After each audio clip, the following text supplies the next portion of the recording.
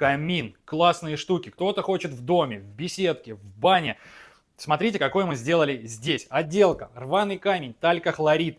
Вот такое вот бревно здесь у нас. Деревяшечка огромная. Сверху обрамление. Это все кела. Это вот все, вот этот брус кела. Вот его порезали. Тут все красиво сделали. Ну и основа. Это у нас, конечно же, топка. С вот таким вот механизмом. Подъемное у нас стекло. Собственно, это топка Остов. Фронтальная. Здесь у нас сделан черный шамот, как футеровка. Здесь у нас приточка, здесь у нас управление шибером.